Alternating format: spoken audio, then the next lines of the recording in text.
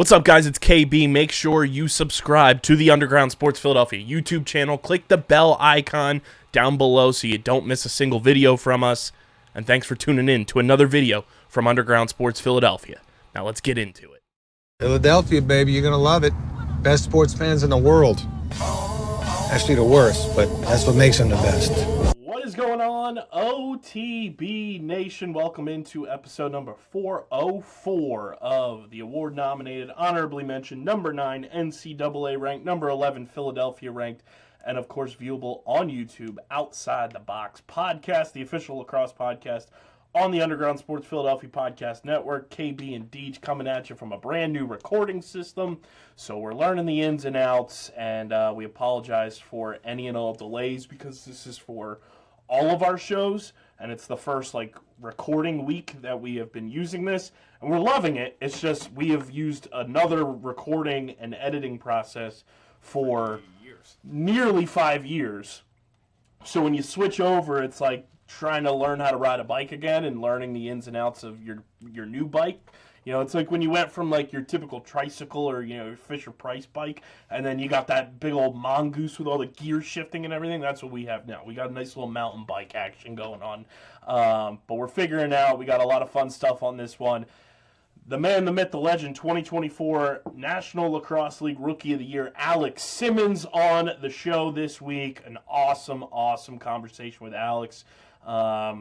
He was really fun, man. He was a ton of fun on this episode, and really gave us a lot of good insight on, just his feelings on moving to Oshawa, from Albany, and the benefits of it, and some of the stuff that, from a player perspective, you traditionally wouldn't get just from the outside looking in, and a whole lot more, so definitely stick around for that. We're going to recap week 1 of the National Lacrosse League action, get into this mini week 2 of action, and obviously we've got picks of the week for you as well. But before we get into everything, make sure you guys are following us on the socials at OTB Lax Pod across the board.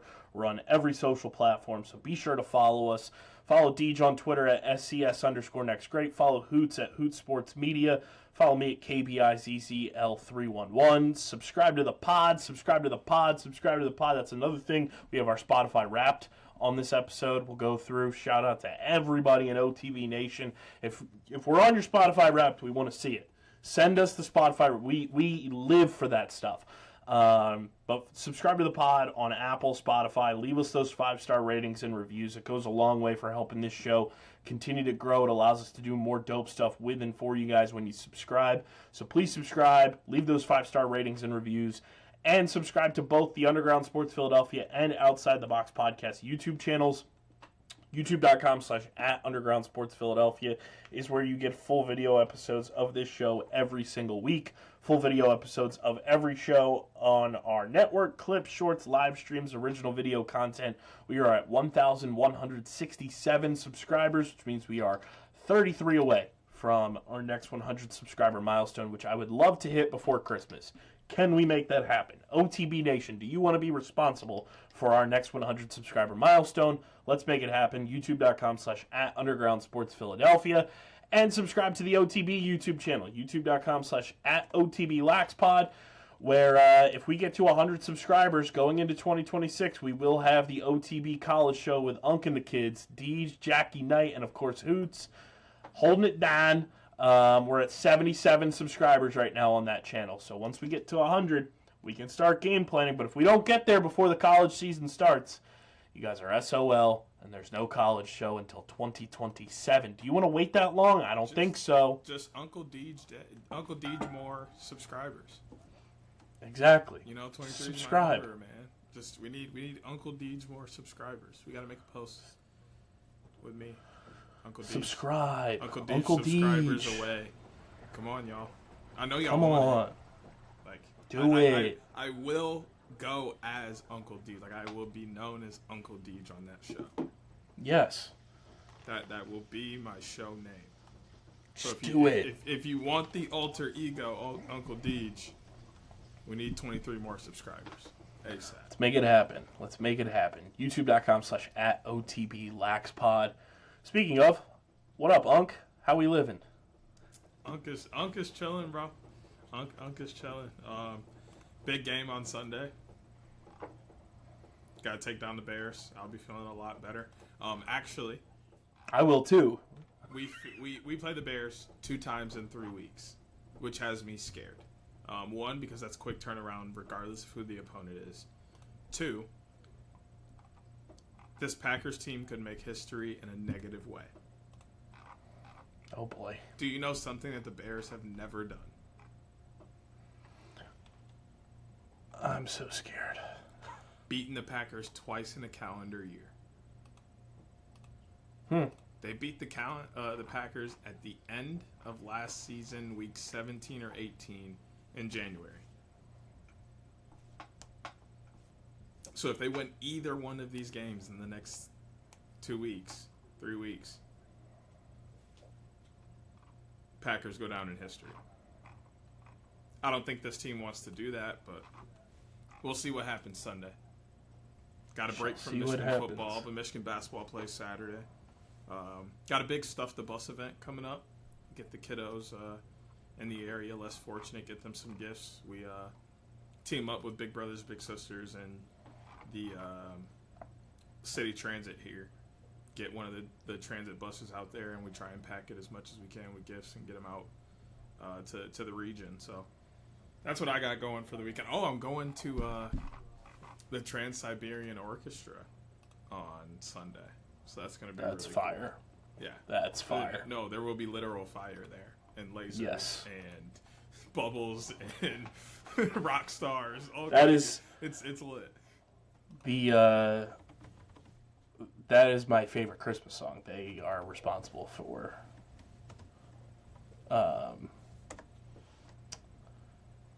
what the hell is it called? Why can I not think of... Mostly because I just call it Trans-Siberian Orchestra. I don't even call it by the actual song.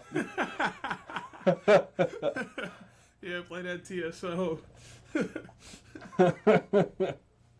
Which one? You know the one. You all know. I love them. They're awesome.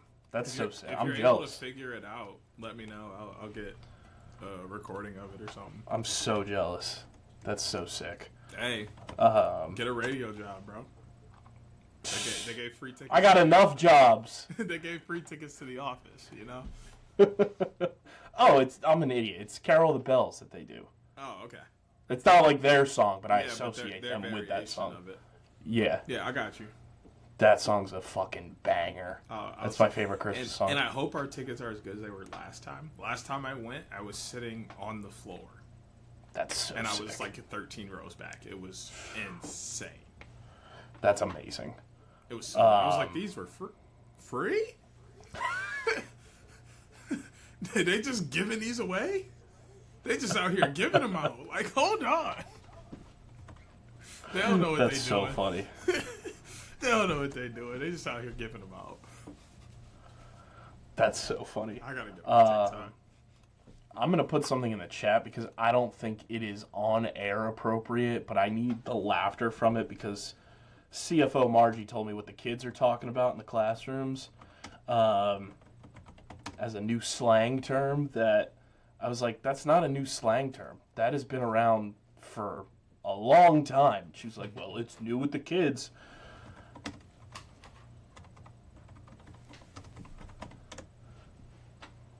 I'm so excited to see your response.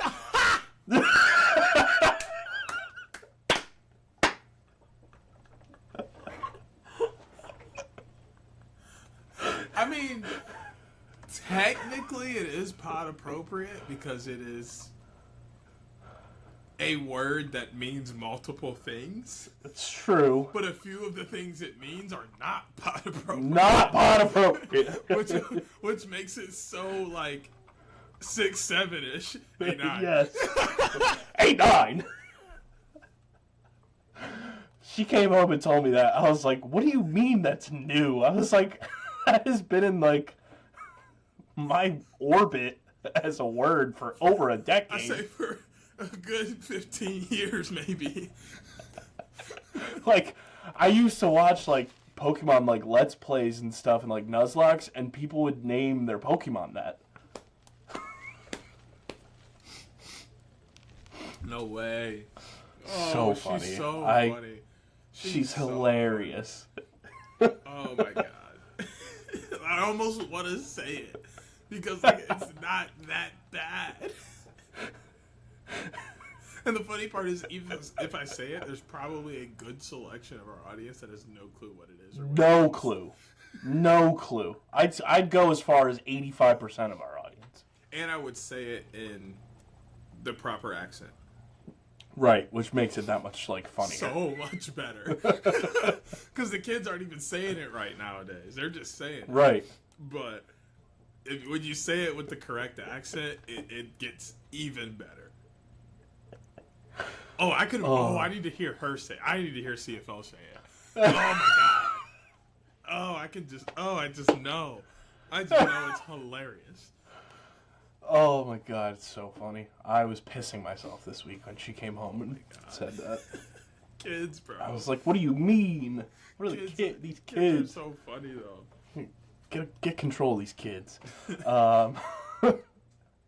We've got a fun one here, but before we get into wrapping up week 1 of the National Lacrosse League season, I want to talk to you guys about our friends over at Buff. Guys, Buff are the leaders in making sure you are protected from the elements, whether you're outside hiking, going fishing, skiing, snowboarding, and especially when the weather gets a lot nicer, you go out for those runs, you're out in the sun, you got to make sure you're protected. And Deej, there's no better gift right now than one of our favorite things, because we all know Buff, an official partner of Deej and I's favorite show, Survivor. They've got the limited edition Survivor Collector Box, 6 legendary seasons, all in one box for your favorite Survivor fan this holiday season. I'm going to read off which seasons it is. Oh, I might have to get this for myself. It's a pretty penny, but when you break it down, there's 6 of them. You're basically paying $30 a pop. You get buffs from Season 1, which is Borneo, the most iconic season, obviously, because it's number 1. Pearl Island Season 7, China Season 15, Heroes vs. Villains Season 20, Cagayan Season 28, and Winners at War Season 40, all in a collector's box. This is the perfect gift for a Survivor fan out there. It has an awesome display box. You get all 6 of those buffs all together in one. Use our link in the description to shop with Buff this holiday season and order before December 15th to make sure that you have it in time for the holidays. And we thank Buff for being a proud partner of OTB. That's almost a must cop. Yeah. Like for the ultimate Survivor fan, there's no better gift. Is that $180 after tax or before? I think it's $180 before shipping. But it might be. But typically, when you buy something of that size, it's free shipping. Yeah. But like that is like the ultimate gift for your Survivor fan in your life, and I might have to cop because those are 6 iconic seasons. Free shipping. I'm pretty sure, unless I have to type in my information. But nonetheless, we'll find out for the people. But still, an incredible deal for the favorite Survivor fan in your life. Deej, week 1 in the National Lacrosse League season has come to a close already. We're already 1 week in, and it brought some interesting results. It brought some fanfare, and the boy, CJ Kirst, scores the first goal of the 2025-2026 season with Toronto. Gets his first career goal, obviously, but Oshawa prevail in this brand new rivalry, and our friend Alex Simmons, who will be on the show later on in the episode, calls out Jamie Dowick in his post-game interview, which was just incredible. Great win for Oshawa. They win 8-7.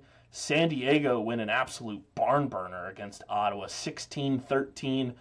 Buffalo win in banner raising night 15-11 in a very controversial and strange game that the National Lacrosse League has put a statement out about since. that game has occurred. And then Colorado prevail over the Vancouver Roughnecks 10-7. And I got to say, I was kind of surprised by that. Not for the reason that I think a lot of people would be, but we'll talk about it. But, Deej, what were your takeaways from Week 1 in the National Lacrosse League? First off, my apologies to Oshawa for playing with y'all name like that. I didn't think y'all was going to put it together like that. Sam English was all over the score sheet. Yes. I think that's insane to me. Looking at that game, I'm trying to find what number do my man wear? He's wearing 15. 15, yep, here you go. Because we had somebody comment on our post about CJ. It was like, where's number 15? I was like, Sam English is wearing it. So he had 1 assist. He has 6 shots on goal, but he picked up 9 loose balls and caused 4 turnovers. Only coughed it up once himself. Rookie debut, and you have a day like that, and you guys lose by 1. I'm very happy with that. And I think you're going to see, more success out of him as the year goes on. But the rookies for Toronto shined. I mean, you got a couple goals out of CJ Kirsch. You got a couple goals out of Owen Hiltz. Mark Matthews being able to be that veteran for this offense has been great. You just haven't been able to, they just weren't able to come out with it in the end. But they were playing a fired-up team in Oshawa. Meanwhile, to me, San Diego versus Ottawa and Buffalo and Georgia looked like opening day games. Like, the defenses were a little slow. The offenses were kind of taking some ill-advised shots. To me, there were a lot more goals than I probably thought these two matchups would have given up.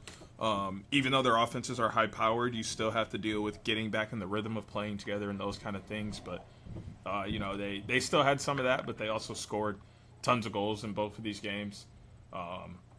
And I won't say I'm surprised at the offensive success at San Diego, but they did have a lot of offensive success from last year, Leaf, and they had to kind of, recalibrate how they were going to attack offensively. But when you get a guy like Trey Leclerc step up and give you 5 goals, and pour in 9 points on the day, it almost doesn't matter. When Rob Hellier goes for 8, this was just a game of pure offense. So I'm excited to see these two teams play for the rest of the year. And then,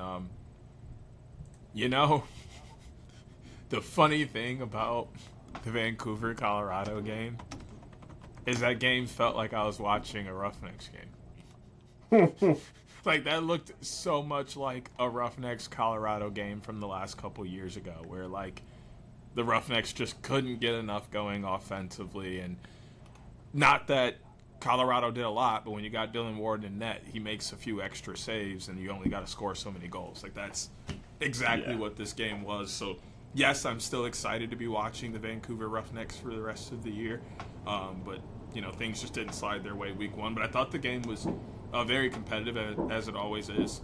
And there was that aggression and that go. You don't always see that in week 1, but, like, these two teams came out and it felt like it was a midweek or a mid-season game where they had been playing for a couple weeks. They're in the groove of it, and they were just – it was pure battle. I love to see that part of it. It was a great end cap to the weekend.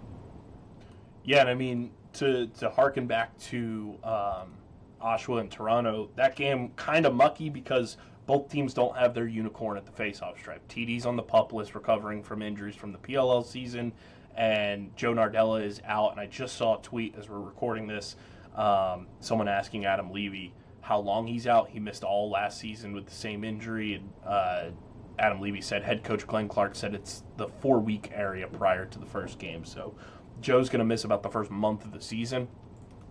So you had a low-scoring game because you have non-traditional guys at the stripe trying to get possessions for you, but that's where a guy like Sam English and Challen Rogers come into play for Toronto, and why you see them running all over the floor, and then you see what the transition unit for Oshawa was able to do, and Doug Jamieson was just unbelievable in net for them, and the boy Alex Simmons popped through and matched CJ in goals. He led the game in assists, led the game in points, and that was a big-time win for Oshawa to kind of start their new era in their new hometown. And then Going to the Georgia and Buffalo game, the big thing was Brett Dobson serving that 5-minute suspension in the box, which you typically do not see. The league has come out with a statement saying that the in-home should have served that penalty. Apparently there were replacement refs or not the originally slated refs for that game. So maybe there was just a miscommunication there, but I do have to say it was one of the funniest things seeing Dauber in all of his giant pads just sitting in the box for 5 minutes. It's always funny when they send a goalie to the box. It doesn't matter if it's field or box, but it's so funny because the goalie's complaining about it, going crazy, saying, "What are you doing? That's what we have the in-home for."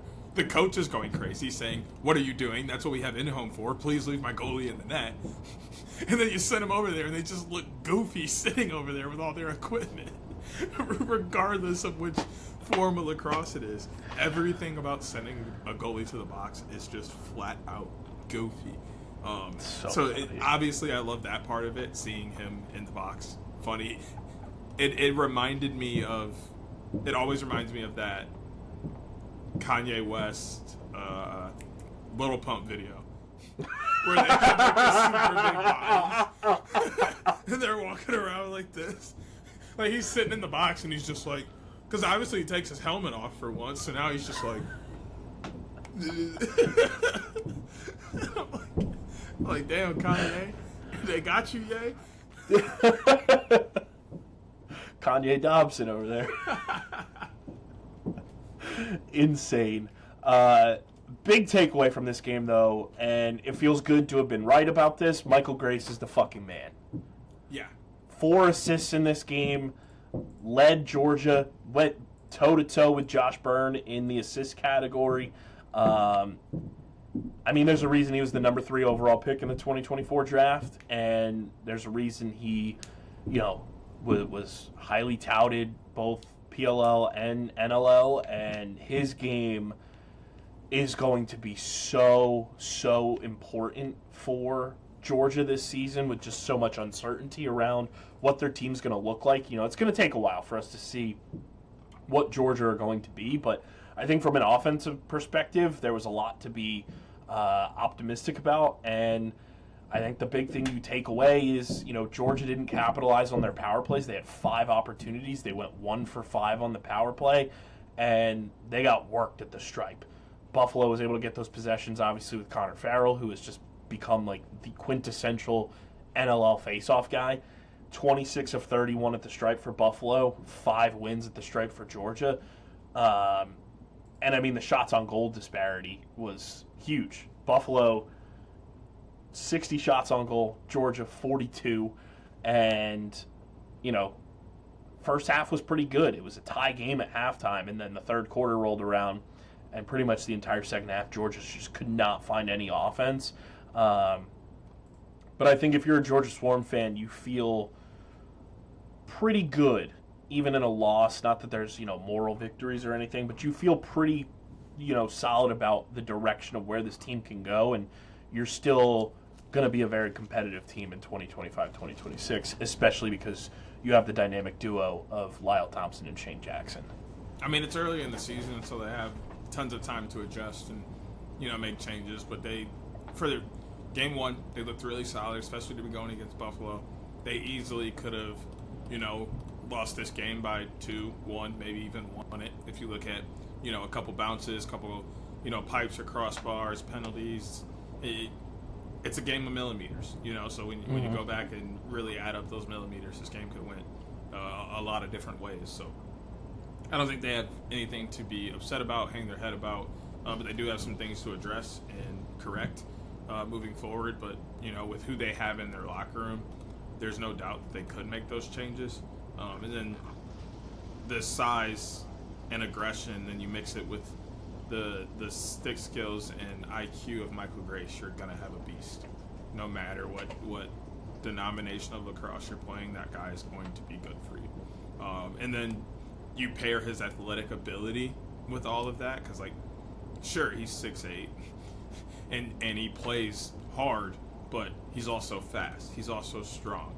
He's also, quick, agile. Like it's hard to compete against a guy that almost is better than you in every physical and athletic attribute.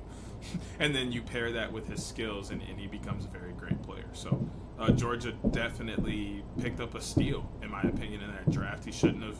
A lot of people were talking about him possibly being the number one pick, and there was a great talk for it. But then he fell victim to other guys going ahead of him, and Georgia was able to get a very good guy at 4. I think he went 3 actually. Either way, I mean, he easily. Which I mean, like he could have went 1 or 2 easily. There was a huge push at 1 up until we found out that Brennan was going to be in the draft, and then that changes everything. And then I think obviously Toronto, Samming, like the top 3 in this draft, in any order you wanted, they could have gone 1, 2, 3. But when you have just the skill of Brennan O'Neill at 1, and then Sam English went 2, so it's like those 3 were, I think, far and above the talent that was in this draft. Like they were the S tier talent, and it was just a matter of where they were valued in that first round. I mean, I think they all ended up in the perfect opportunities for themselves. They're going to be superstars for their teams for years to come, but he's going to be awesome to watch, and it just feels good that we were on the Michael Grace train from the beginning. That was pretty much just from us watching RIT at Lincoln Financial Field in the D3 game, and we were like, all right, let's watch this guy. There's a chance that he could be the number 1 pick, and we were like, oh yeah, he's got the chance to be the number 1 pick, and he came damn close. D3 gang. D3 gang. San Diego and Ottawa was just an absolute barn burner when you look at how this game played out. San Diego won this game in the first quarter. They were up 3-0 at the end of the first, and then the entire rest of the game, both of these teams matched each other in goals. Both teams scored 4 in the second, 2 in the third, and then both teams scored 7 goals apiece in the fourth quarter. Just absolute chaos, an insane game with so much talent. And I don't know why we didn't bring this up, Deej, when we did our predictions, but I'm going to put a post-week 1 submission in here for potential Offensive Player of the Year, potential MVP candidate. It's Trey LeClaire. He was insane.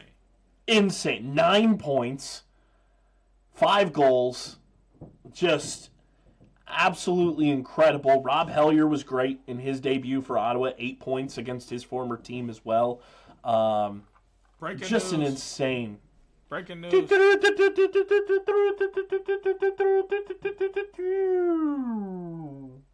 Kevin Garnett is officially a part of the Michigan Wolverines family, as his daughter Capri just signed to play volleyball there. That is not what I thought you were going to bring up when you said Kevin Garnett. But yeah, we always welcome a legend into the family, so welcome to the Blue family, Kevin Garnett and Capri. I thought you were going to bring up like the gambling scandal stuff because his name was being thrown around in that. He came out real quick and was like, hey, I told them folk, I'm not doing that. like his name was in it for a very short stint because he was invited to one, and then they realized he pulled up and said, hell no. And then they left him alone. You said breaking news, and my excitement meter went like this. You said Kevin Garnett, and I was like, oh, and then you said that, and I was like, oh, okay. No offense to Kevin Garnett's daughter. It's not what I was expecting whatsoever. Imagine though, it's like, oh yeah, by the way, he just went to prison. That's what I thought was happening. It's gonna be like, whoa. This is Uncut Gems brought to life. Facts. We're pretty close. Insane. We just need Adam Sandler. Hey, stay away from the Sandman, okay? You stay away from him. He's inspired my casual wardrobe. This game was awesome, though. And, you just look at the overall play of everyone. Jeff Teat, 5 points in this game. Rob Hellier, 8 points. Riley O'Connor, 6 points. Like, Ottawa, Larson Sundown had a 3-point performance as well. You got quality performances from your offensive players for for Ottawa. Connor Kiernan had 2 goals. It's just the same old song and dance that we talked about when we were, previewing what their season could look like. It's the defense, man. Their defense just leaves so much to be desired. And when you're playing against a team like San Diego that has guys like Trey LeClaire, Westberg, Zach Courier, Corey Small, who had a hat trick in this game, Dylan Watson had a 5-point game for San Diego. Like, Connor Robinson had 4 points. Ben McIntosh had 4 assists. Like, San Diego is still a very formidable team and is going to be in the mix all season long.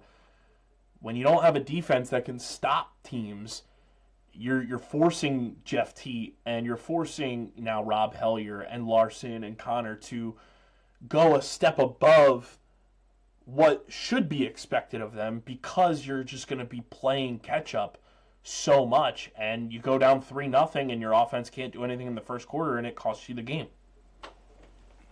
Yeah, I mean, anytime you go 15 minutes at any point in the game without a goal, you're costing your team largely. Like, your offense can't go scoreless for 15 minutes. I mean, really, you can't go scoreless for 10 minutes or 8 minutes. Even that's a long time, maybe even 5. But really, that 15 mark is like a real killer. It's like, okay, you now have to hold them scoreless for at least 15 minutes, and you got to score some goals in that time as well. Mm-hmm. Or this game is out of reach for you. Like you pretty much, the way I see it is, if you go scoreless for 15 minutes at any point, you just lost an entire quarter, whatever it is, 0.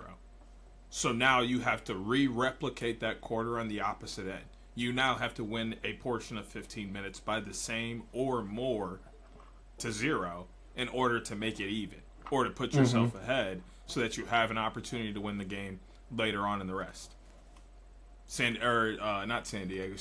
Ottawa couldn't do that. Right. They were able to keep pace, but you were already down 3-0. So you can't keep pace. You got to outpace them at some point, and they weren't able to do that. In my opinion, first and third quarters are arguably the most important quarters of the game. Mm-hmm. If you're able to come out strong in the first quarter, you give yourself some leeway for them to make adjustments and make it some kind of game going into halftime.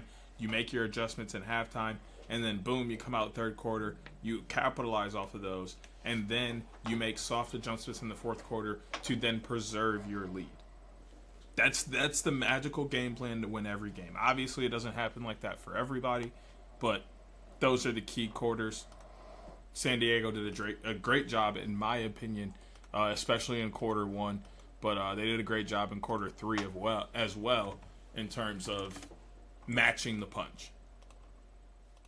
Yeah, and I mean, Ottawa came out and put up two goals in the third. They put up 2, and they were like, "Look, this is an even quarter. So what'd you really do?" Yeah, and I mean, you look at just the overall complexion of the game too. Like, when you have somebody like Trevor Baptiste who can just go out and be the ultimate game changer for you, and in this game, shout out to the boy. He surpassed Stephen Hoare with 1,651 career faceoff wins to rank 8th all-time in NLL history. To put that in perspective, Trevor's now 8th all-time in NLL history in faceoffs won, and he was drafted in the 2018 draft. Like, really? He was drafted year 1 of this podcast's existence. Like, I was at the draft when Trevor was drafted by the Philadelphia Wings in the second round of the 2018 NLL draft. He's now 8th all-time by himself in NLL history for faceoffs won. It goes without saying, he's right before our eyes in both field and box. We are watching the culmination of the greatest to ever do it. And that's no slight to, so many guys that have, come before Trevor, but we're watching history unfold, and I love the interview that the PLL did with Trevor and K18 that came out this week on their YouTube channel. And Trevor basically said, there's a stigma really around the face-off position where it's like, you can be a great face-off player, but that means you're not a great lacrosse player. And he said he felt like that was a stigma for a long time, and he said he took that personally. And you see that in Trevor's game. You see what Trevor has been able to become since turning pro. and it's so special to watch. You know, he's a very good friend of ours after covering his career from the beginning. You know, he came into the pro game the same time we came into the pro game, and I couldn't be more proud of him, man. He's just the consummate pro. He's been such a good friend to us, and to watch him continue to like climb up the ranks at his position and redefine the position is so awesome. I mean, we knew he was going to do that anyway. He's been unreal his entire career at every level, whether it be high school, club, college ball, PLL, NLL, and he's given San Diego a chance to be competitive every year that he's been there. He gave Philadelphia a chance to be competitive every year that he was there. And he's really given San Diego a push to try and make a long playoff run. Just with the amount of times that he gives them the ball, the amount of times that they're able to play, make it, take it, the amount of times that he's able to control the game by deciding possession. That's huge. And to establish a legendary status so quickly is almost unprecedented. I mean, you know, it's been not even 7 full seasons. Mm-hmm. And he's already in the top 5 for his position. All time. Easily. All time. You know, and you look at the numbers, and he's already racing up the ranks in the numbers for his position. So it's only a matter of time before we're having a serious conversation of, is Trevor Baptiste the best face-off guy ever? Not even just PLL. Like, is he the best field face-off guy? Is he the best box? No, he's just the best face-off guy. And he's getting dangerously close to that, that level. And like you said, huge friend of the pod, so we love to see it, even if it's not in favor of my team at any point. Right. And I mean, you know, you look at the names that Trevor gets thrown around with in just lacrosse history, like obviously Greg Gorenlian, you look at Jeff Snyder. He was always, chasing Jeff in his time with Philadelphia. And, it was like, damn, we have our first, legit face-off guy since Jeff Snyder, who, was just an unbelievable player for the Philadelphia Wings back in the day. And, you look at, now, and we just talk about the unicorn of the position where we're witnessing the golden era of the face-off stripe between, Trevor, Nards, TD, Jake Withers, Connor Farrell. You look at Alex Stathakis, you look at Jake Naso, you look at Sis, you look at these guys who have come in and really taken the reins of the face-off position and turned it into something that is a desirable thing. And, you look at guys like Jerry Raganese and Bones Kelly and, Tommy Kelly before that. Like, those guys paved the way for the Trevors and the TDs and the Nards and Withers and everybody to do what they're doing. And it's really awesome to watch, and it feels good to know that we have always been a proponent that face-offs matter. Oh, face-offs will forever matter. I will never say that face-offs don't matter. I will never say they should be taken out of the game. I will never say anything bad about face-offs. It's another one of those things that is different about lacrosse, right? There's only one other game that uses a face-off, and that's hockey. And even then, when you look at hockey face-offs versus lacrosse face-offs, they're similar but very, very different at the same time. The ability to control a game because of the face-offs, the ability to get back into a game due to face-offs, the ability to dominate someone else in face-offs, the what's the word I'm really kind of looking for here? The complexity of face-offs is amazing. And then you look at the way that face-off guys approach the face-off and how much they care about it. Oh my God, why are we taking that away from anyone? There's one person that I've seen check stats more than anybody in the world. It's always a face-off guy. Every face-off guy I've ever played with, the very first thing they're doing on the bus after a game is checking their face-off stats and checking the rest of the conference's face-off stats to see where they are against everybody else. Mm-hmm. Because it's such a psychological position that is pretty much just a one-on-one battle, basically. Like the face-off itself is a one-on-one battle, and then the ground ball afterwards becomes a 3-on-3 extended team thing. But the clamp, the win, all of that, that's a one-on-one thing. They want to know if they're better than the guy across from them. So why are we ever trying to take that kind of competition out of the game? I don't get it.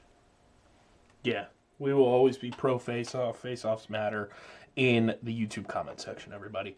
Final game that we haven't really touched on, Colorado 10, Vancouver 7. Who would have thunk? Will Malcolm and Andrew Q being on the same team is pretty fucking good, man. Andrew Q lights the lamp late in that first quarter for his first goal in a Mammoth uniform. Will Malcolm was just Will Malcolm. 8 points in this game, and he did it while his name was spelled incorrectly on his jersey. I don't know if you caught that or not. I did. Yeah, typo on his jersey. Ryan Lee, 7 points in this game, including a sock trick in the assist category. 1 goal, 6 assists for Leeser. Andrew Q, a 7-point performance, 2 goals, 5 assists. And Dylan Ward was Dylan Ward. He looked phenomenal. And Colorado, what did I say last week, Deej? I said Colorado was going to be a team that was going to be a lot more competitive than people were going to give them credit for. Their defense is still their defense. Dylan Ward is still Dylan Ward. Matt Palato looked great at the stripe. He picked up 11 loose balls battling at the stripe against Vancouver. And, I mean, when you have a triad of Will Malcolm, Ryan Lee, and Andrew Q, your offense is going to be pretty fucking awesome. And that's exactly what they were. They did just enough. They didn't have to put up, crazy numbers, but they put up the crazy number in that third quarter with 5, and that was after Colorado's defense and Dylan Ward blanked Vancouver. Like you mentioned earlier, you can't go scoreless for 15 minutes. That's what Vancouver did in the first quarter, and not that it really cost them the game, but in essence, it cost them the game because they never got in a flow offensively.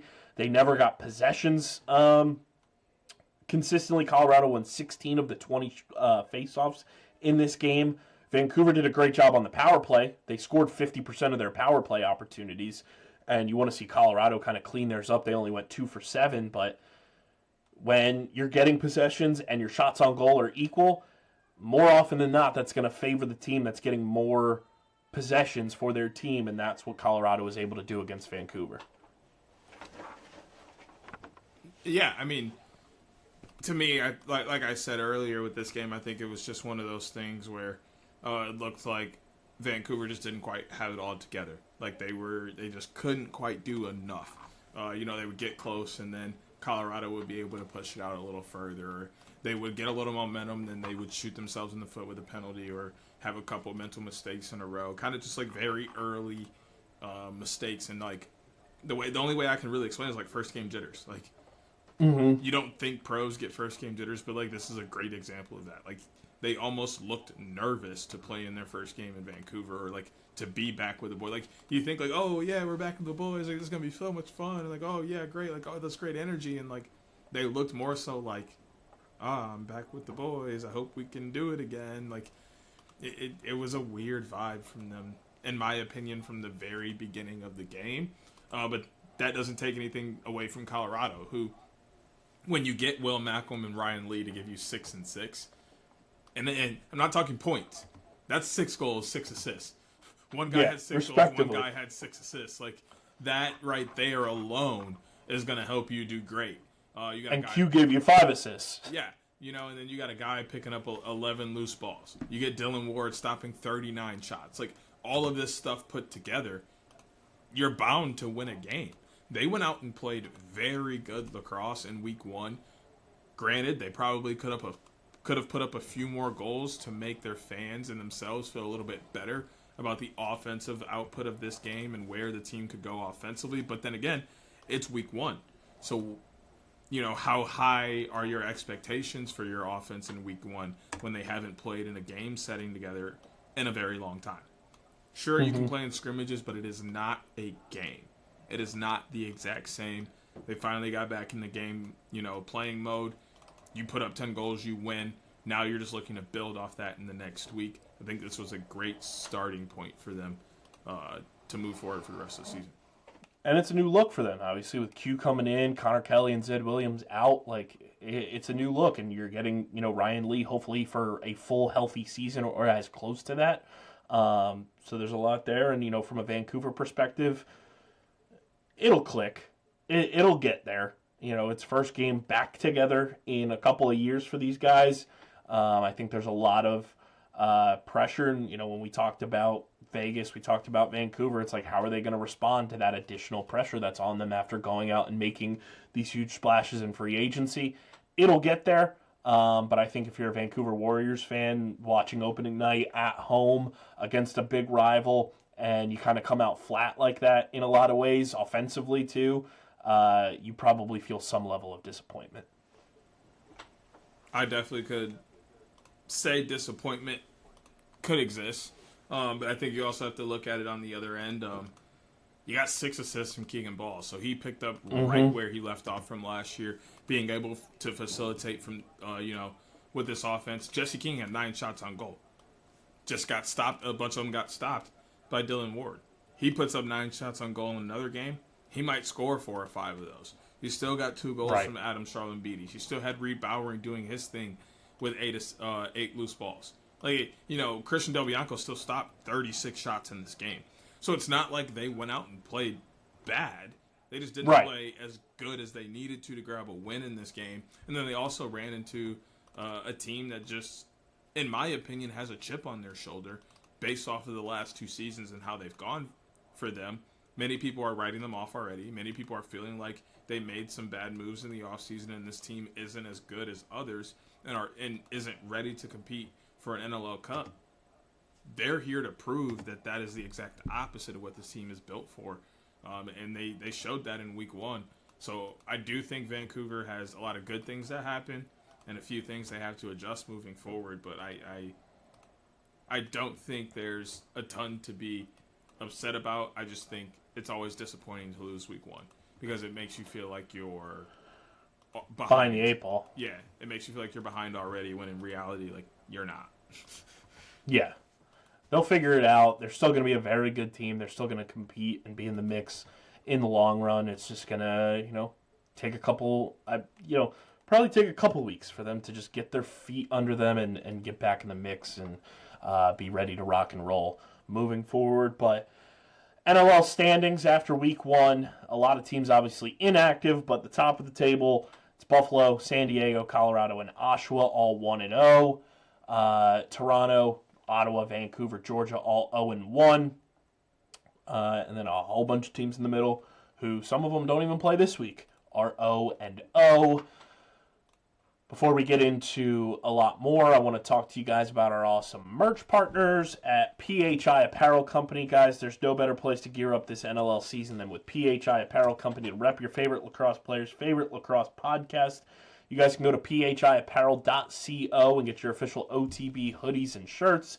And when you go to checkout, use code UNDERGROUND to get 10% off your next order from our awesome merch partners at PHI Apparel Company. Again, that's phiapparel.co, code UNDERGROUND for 10% off your next merch order. And stand out in the crowd with the official merch partner of Underground Sports Philadelphia. Deej, I think with that being said, before we dive into what is a very minimal Week 2 slate, we kick it to the new homie, Alex Simmons, who brought us a ton of awesome insight on their Week 1 win, what the vibe is in Oshawa, kind of the responsibility that he feels he, Ty Kurtz, Dyson Williams, and that young core have on their shoulders to deliver to Oshawa and kind of being the guys to look to deliver a championship for them. And a whole lot of fun laughs. And he calls out a former guest to come on the show again, who that guest was on this show so long ago, it was only over the phone. So you'll hear that and so much more with our boy Alex Simmons, who is joining us right now here on OTB. So sit tight and enjoy our sit down with Alex Simmons. So follow Underground Sports Philadelphia right now. Tell them subscribe. Subscribe right now to Underground Sports Philadelphia. We love this guy. Love that. We love this. All right, everybody, we are now joined by a very, very, very special guest. It is Oshawa FireWolves star forward Alex Simmons, the 2024 National Lacrosse League Rookie of the Year. Alex, we're stoked to have you on the show. First time appearance after a big-time Oshawa FireWolves victory over the Toronto Rock. How we feeling after opening week? Great, man. It's great. It's always nice to be 1-0 after the first week. Hopefully we can get 2 in a row here. Thanks for having me on. I'm a fan. So thanks, guys. Absolutely. And I mean, I think first things first, the big shift, obviously, for you guys going from Albany to Oshawa, what was, when you guys find out that, the relocation process is happening and for the guys that are going to be on the team, what is the overall, initial, feeling about that? And then as you guys run out on the floor for the first time opening night, what is that feeling like, and kind of like hearkening back to that initial feeling of relocation to where you guys are now? I think the initial feeling was for the fans in Albany. I think there was a little bit of shock and surprise. I mean, I know that there was something in the works behind the scenes that was happening. I didn't know that it would come to fruition. But you felt for the fans in Albany just because the ones that did show up were great and really sunk their teeth into who we were as a team. And obviously it was great to go through that finals run 2 years ago for them. And, they got to be a part of something that was really cool and a lot bigger than, the city itself. But when the transition happened and the move happened, I think there was a sense of elation when it came to travel for a lot of the guys on our team. I think that it's always nice to be in a Canadian market where you're going to get the television games. You're going to spend some time with family more, and it's going to be a little bit more of a better lacrosse experience. And that's not to put Albany down. That's just the way that our game is run, and that's just the way it is. So when we got to opening night, it was electric. It was awesome. It was everything that we thought it would be.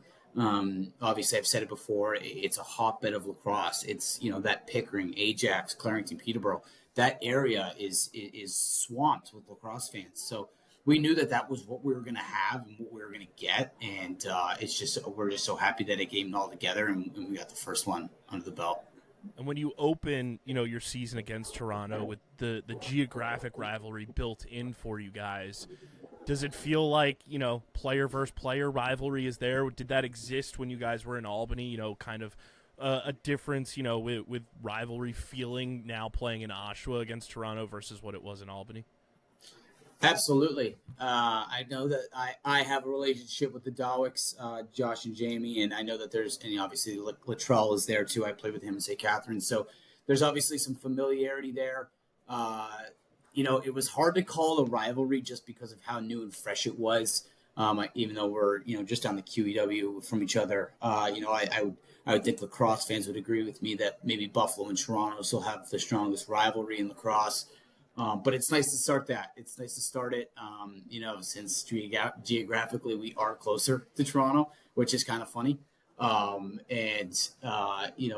hope it becomes something, obviously, in the most healthy way. We don't want to make it get any bigger than it is, but we know that some of their fans have maybe possibly transitioned to us, and that's great. I mean, it's great for the sport. It's great to, grow the game, and we were happy to be on the winning side of it for sure, because losing that would have sucked in front of a lot of our fans. So, yeah. To kick it back to your rookie season, you obviously win Rookie of the Year. You go on that finals run. Did it feel as visibly as it was for us that you just made the game look so easy? Did it feel that way, as the season progressed for you and, as the game came to you during your rookie year and you're, scoring goals at the clip you were, and it was just like this phenomenon was Alex Simmons. You were taking over the league as a rookie. What was that feeling like for you with just kind of the additional media coverage, the additional, outside quote-unquote pressure of, just the performances you were putting on, and then it inevitably, winds up you guys don't end up winning the championship, but you go to the finals with such a young team. You win Rookie of the Year. What was that whirlwind for you, throughout the season as, things progressed? Yeah, thank you, by the way. I appreciate that. It all came very fast. I think for myself, I would like to say that it wasn't all sunshine and rainbows, although it may have looked that way. There were a lot of growing pains. And I think for one thing, I thought that the playmaking and the scoring was actually the easier part. It was actually learning the pace of play, understanding what toughness is when it comes to ground balls and getting off the floor hard. Those are the things I actually really struggled with. And I heard it from Clarkey. It doesn't. If you think he was playing favorites, it's not true. But it was great. I mean, I had such a great support system with the old veterans and having Ty Kurtz come in with me too at the same time. And there wasn't a lot of veteran leadership up front. I know we had Ethan Walker, one of my good friends, who was there, but there wasn't really a guy that had the reins, you know what I mean? So Ty and I were pretty fortunate to go into a situation where we could kind of just go in there and be ourselves, and we were. And sometimes it's luck, sometimes it's not. And then when we started scoring at the rate we were, you know what? I'll say this without sounding arrogant. You always bet on yourself, and you always believe that you had this. And that's honestly how we felt. That's how I felt. I always felt like, I can play at this level. And I just so happened to take 1 million shots that year, and I only got like 38 goals. So, again, I just had such a great support system with coaches and players around me that I was able to kind of just, stretch the legs and free up the arms a bit and shoot a lot. So obviously we didn't come out on the, winning end of that final, but that was such an incredible run, not just for myself, but for everybody else. I mean, if you guys remember, the year before they had was a 3-15 year. And those are some dog days, man. Like that's a dark time. And I know a lot of those guys didn't want to feel like that again. So it was nice to kind of come in and provide for them, because that was a big deal for me for sure. Going into your third season now, you've experienced a great season in your rookie year, and then not quite the season you're looking for the next season. What are kind of some green flags and red flags that you see about this year's team in comparison to those first 2 years? That's a great question. I think that last year, when it came down to everything, our first year when we started off 6-0, we won an overtime game. We won like 3 1-goal games. And then last year, we didn't win those games. We were on the other side of those. We had like 7-goal leads, 6-goal leads that we were giving up. And we were on the other side of overtime games. So that's how close this league is, man. That's the parity of this league. And we didn't come out with that. So this year it's going to be a little bit different. I feel like with our veteran presence on the back end, and obviously having Doug Jamieson as our goalie, that changes things. I've never seen Dougie so locked in before going into a season. So if we can squeak out those games and kind of win those 50-50 battles that we've been trying to win, we're going to be great. I think we're just a little calmer now. I don't think that we're young and wild and crazy and have crazy mindsets that if we don't score now, we're never going to win. We're pretty relaxed and calm, and you'll see that as the season goes on, that there's no too highs, no too lows. So just even keel. Yeah, right before you came into the league, you guys talked a little bit about that Canadian battle that happens throughout the league and what it's like playing in a Canadian market. They had the Alterna Cup. What would be your thoughts on the Alterna Cup returning and having a chance to play in that now that you guys have moved into a Canadian market? I think it's a great idea. I think it adds a little bit of spice. I know that when the NLL season gets on, the start is always really hot and everyone wants to watch and enjoy. But with that in the mix, I think it allows guys to kind of fight for something in the middle of the season when it's hard and it's tough. So, obviously from the outskirts looking in, it was great. I loved enjoying it when I was a fan, when I was at school. So to be a part of something like that would be fun and just makes you chase for something, right? Because some of those times, obviously you want to win every game, but when you get a piece of hardware with it, it's always a little bit nicer. 100%. And I mean, you talked about Ethan Walker being one of the veterans in the room, but it felt like last year when Kyle Jackson got to you guys, a lot of things leveled out for you in the locker room, on the floor. Can you just talk about KJ's veteran leadership, his presence, and kind of that calming nature he brings to your roster? Because I feel like any team he's been on in his career, we're good friends with Kyle too, so we know him pretty personally, Yeah. but from a player standpoint, it feels like he is that veteran that you want in the room to kind of just calm the tides a little bit, get everybody level-headed, and make sure you're all going in the same direction. Yeah, I think you're spot on. I think our head coach Glenn Clark thought the same thing. When we brought him in right before the Philadelphia game, we were going through some tough times, and we needed a new voice and just a new push, honestly. And when we went out and grabbed KJ, we knew his expertise in the game. We knew how long he's been around. We knew the success he's had. And it was just, we also had a rookie, Dyson Williams, right, who was his coach at the Hill. So that was a really good opportunity for him to help out Dyson and the rest of us, our young guys, right?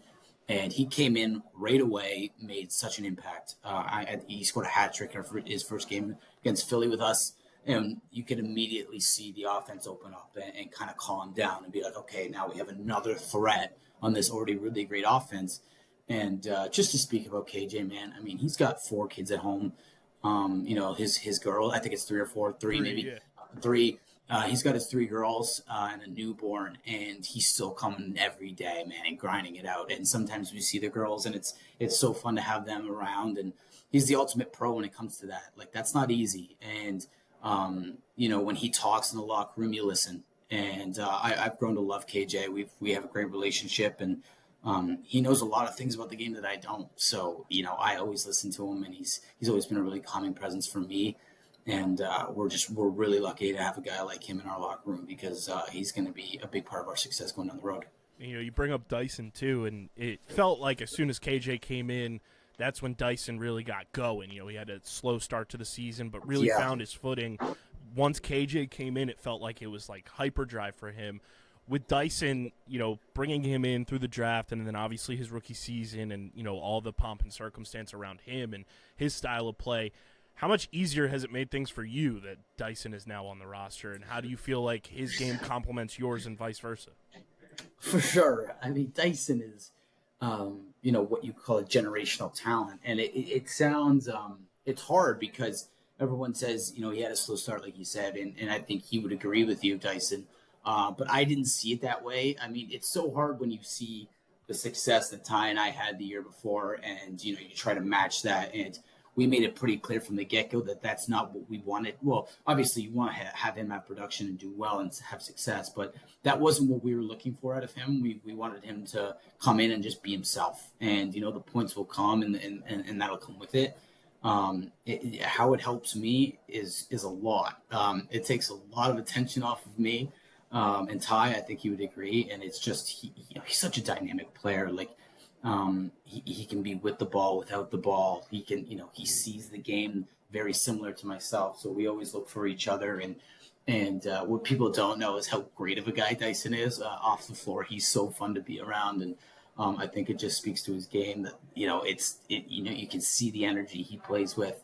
What an elite goal scorer and playmaker. And I'm really happy he's on our team. I talked to him mid-year last year where I was like, when we were growing up, man, like, did you ever think that me and you would ever be on the same NLL team? Like, this is pretty lucky. Like, this is pretty, this is not to get carried away, but, this is, looking at, what Dane and Josh have in Buffalo, there's an opportunity here, in the next coming years that we can really make a run at this thing. And we both understand that. And hopefully we're going to try and make that come to fruition.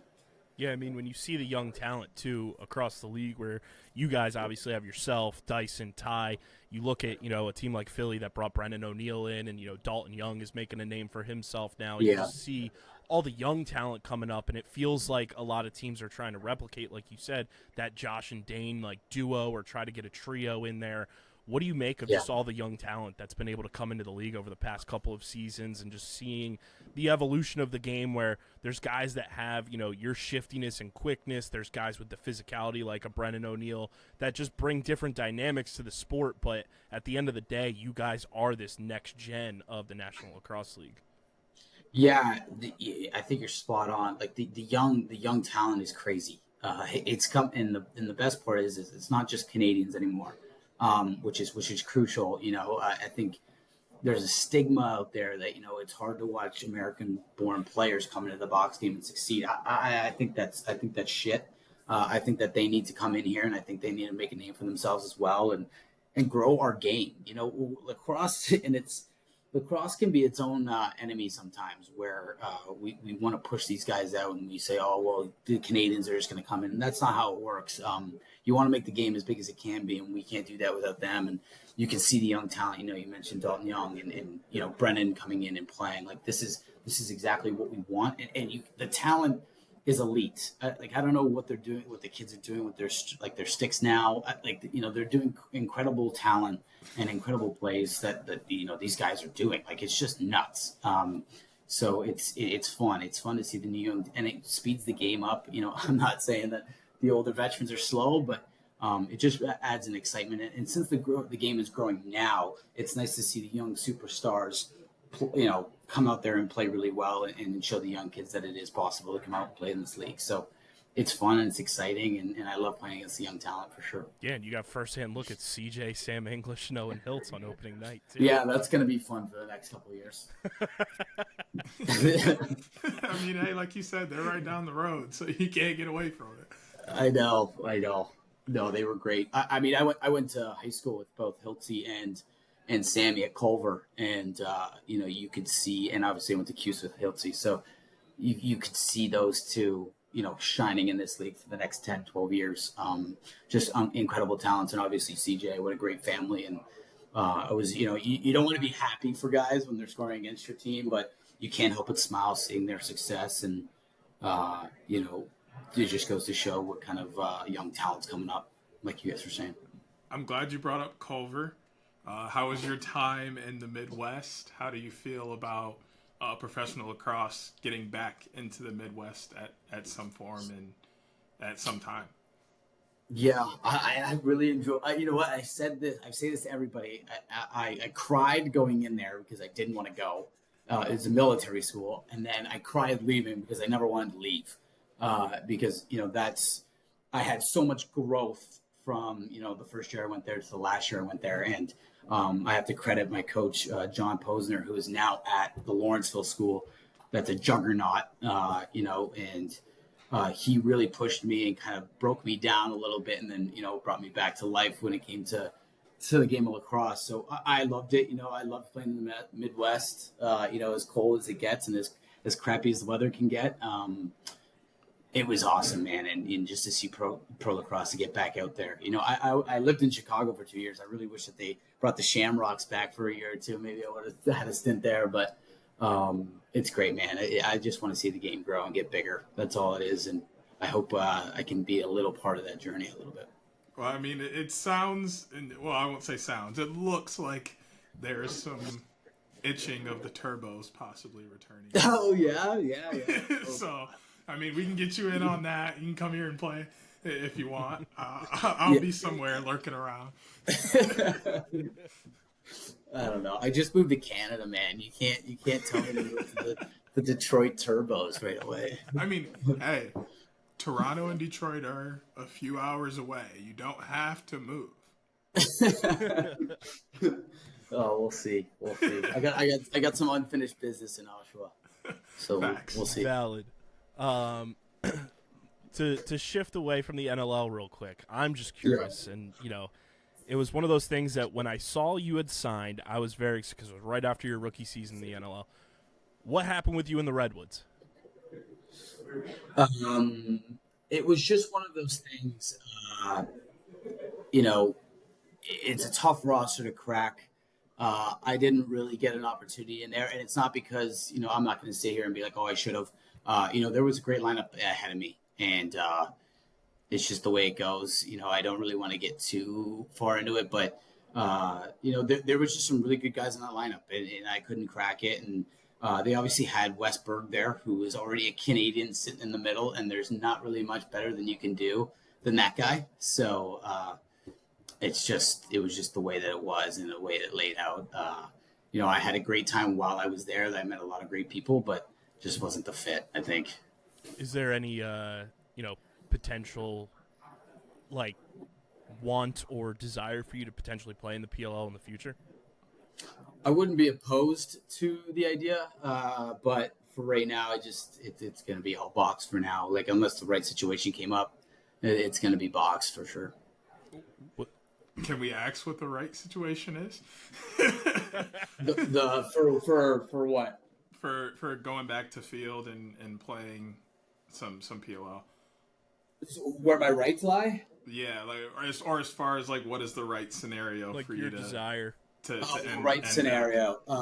The right scenario for me would probably be like I don't know teams wise. I would just need a good ex-attackman that can feed the ball to a guy off ball. That's all I can say. I don't really have a right situation. I haven't even looked at the teams in a while, to be honest with you. So I'll say most of them have a good ex-attackman that can dish the ball. So, I mean, your options are quite limited. I know. we just need that expansion. And that was the franchise same to thing come I in. thought when you came into the league. When you signed, I was like, where are they going with this? Like, they have Rob. Where does Alex really fit in? I know. They tried the midfield thing. Sorry, and I'm just moving here. yeah. I didn't think the midfield thing would work a lot either, so I think we're along the same lines. Yeah, it's just the way it goes. I mean, I couldn't really, you know what? I just, it's kind of a dangerous area for me to talk. I don't know. Yeah, I'll just leave it there. I'm not gonna say more about that, but. Oh, sorry guys, I just had to move because there was no just worries. shit that was. Yeah.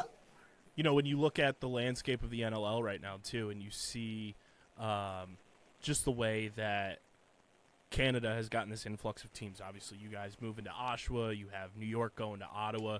What do you make as a player in the league, as a fan of the league, and just wanting to continue to see diversity, you know, amongst the league and still having teams, you know, based in the U.S. and obviously having that good even split so that way you guys are, you know, captivating the entire North American market and still having, like you said, not having that stigma about American players not being able to come in, but also being able to, you know, counter the American market as well. Yeah, I think it's one of those things that you have to have a balance of both. I mean, like, listen, I liked playing in the U.S. The U.S. was great.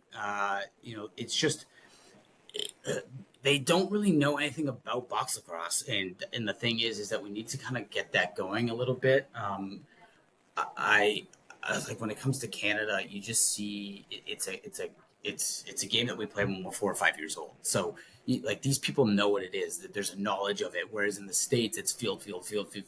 Oh, but there's this other option that you can play, you know, if you want to.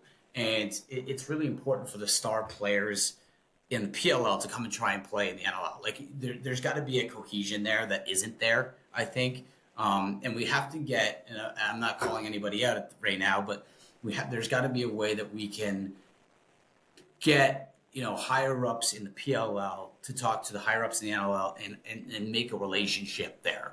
And instead of saying, oh, this player can't play in this league and a player can't play in this league because he's going to get hurt and the ratings are going to go down. Like, you got to want to be able to play both. And I think that both games benefit each other. And I just playing in Canada, it's always going to be boxed. It's always going to be boxed. So, you know, it's one of those gray areas that I'm honestly not too intelligent or really have any intellectual thought into. That's just the way it goes, honestly. Because I think when you see a lot of the American markets, whether it be, you know, what they do in Colorado or even, you know, people like to bash Philly for having low attendance, but I'm at every Wings game as credentialed media, and it's a fucking party in that stadium. Yeah. You know, when you have teams like that, when you have a growing market in San Diego and they've been consistently, you know, a playoff team since their inception, I think when you look at that, it's one of those things that you don't want to, like, take away those markets. You want to kind of, like, nurture them and, like, feed those so that, like you said, continue, you know, educating the American markets on what box lacrosse truly is. And then you get, you know, a Colorado, you get a heightened back Philadelphia when they were dormant for so long. You get teams like San Diego. We'll see what happens in Vegas now with their big free agency splashes and everything. But I think it's one of those things that you want to, like, nurture those markets that are bringing in, you know, thousands and thousands of people every single game. Absolutely. Yeah, you're spot on. Like, that goes down to marketing, man. Like, I don't know who's in charge of who with every team. I can't speak for everybody, but I know from when we were in Albany, we just weren't like we were trying our best with marketing, but the thing is we weren't getting that many fans, so it was hard to really push a product that no one really even cared about, and it was really disappointing to see when you get to an NLL finals and there's only 6,500 to 7,000 people there. It's like that, the questions are is how can we make it bigger? How can we make it flashier? And when you see how we do it, we have entertainment at the games.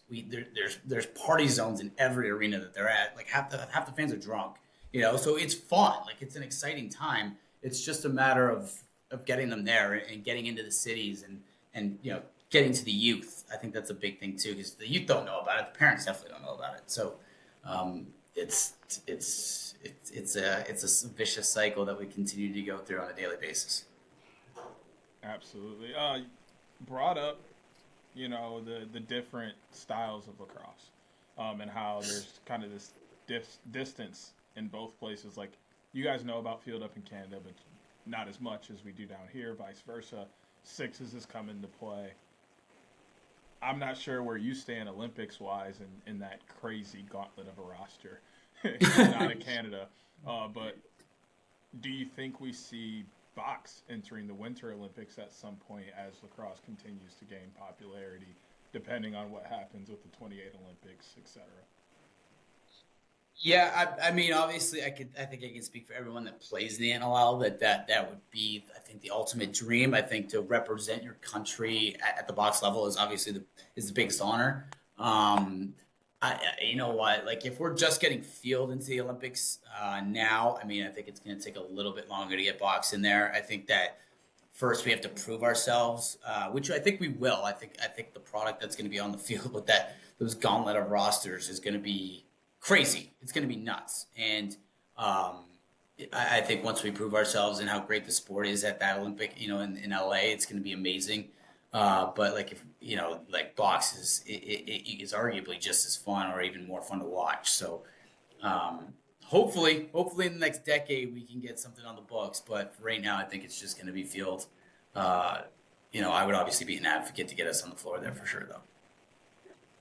When you look at you guys moving to Oshawa, and there's a lot of connections to a lot of the markets that already exist. When you look at a team like Toronto, Buffalo, Philly, Colorado, there's an attachment to either a NBA roster, an NHL roster based on ownership and everything.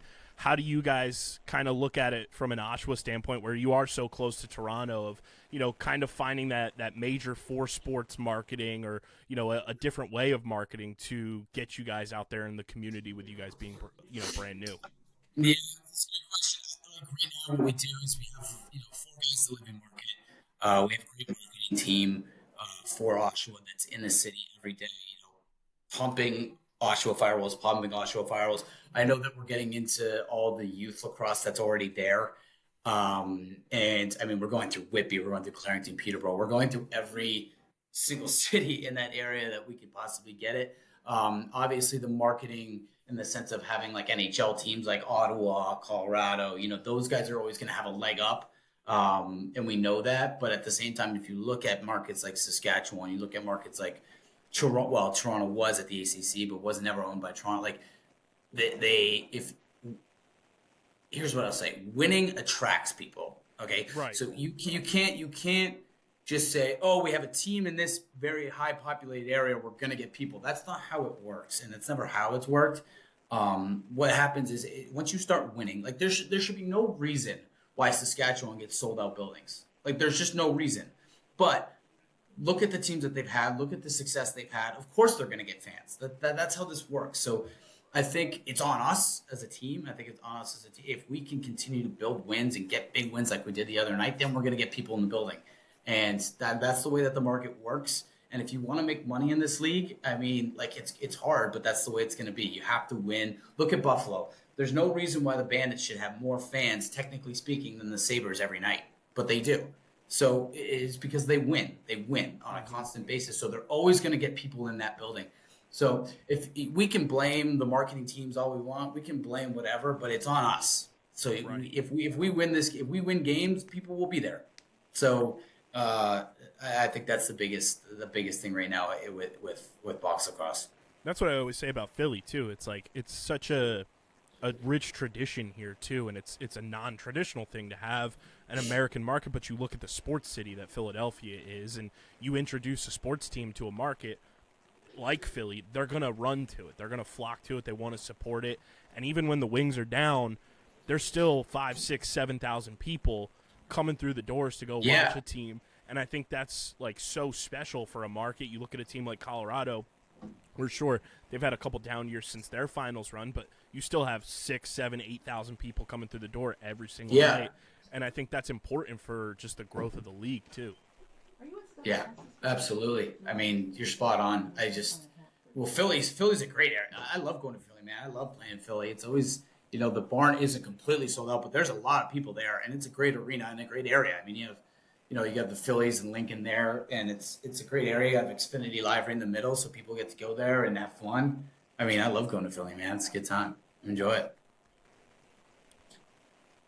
When you look at the trajectory of this season, and like DJ said earlier, year one, you guys, go on that finals run. Year two, not as ideal of a season. What is kind of, some of the goals that you guys have set as a team in the locker room, some things that Clarkey has put on the board for you guys is, what you want to accomplish this season, what you want this season to kind of represent as year one in Oshawa?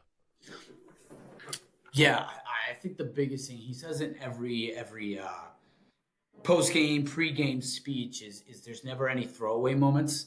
We're pretty fortunate to play in this league and to play a sport that we grew up playing at a professional level. And that's what our team's all about. No throwaway moments, like in between the lines, in between the whistles. We're going to play hard. We're going to be gritty. We're going to be tough to play against. And it's going to be fun. I mean, we're so fast. We're so quick. And there's no reason why we shouldn't be in every game. And when you have Doug Jamieson in net, you always have a chance to win. So if we look at it that way, we always look at the season as the glass is half full. We're going to be great. I mean, like if you look at last year, we had some really bad weeks where we weren't winning, and we won 3 or 4 in a row at the end of the year and gave us a chance to even get the playoffs. So it's going to be ebbs and flows when we know that, and it's just going to be exciting to see how we put it all together. I know we're turning a new leaf this year and kind of putting last year to bed, and hopefully we get more wins than we did last year.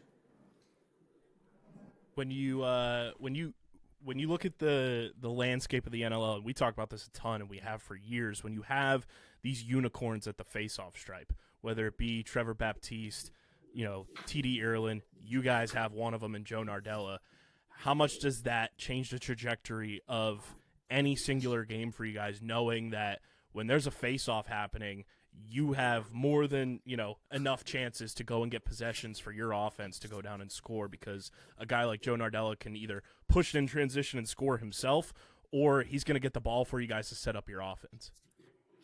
Yeah, I mean, having Joe is an embarrassment of riches. It's so hard to get on runs in this league, especially with the talent and the goaltending. So when you have a guy like Joe, it's honestly the best feeling as an O guy, because then you can get into a rhythm. We can get the ball back. We can go on some runs.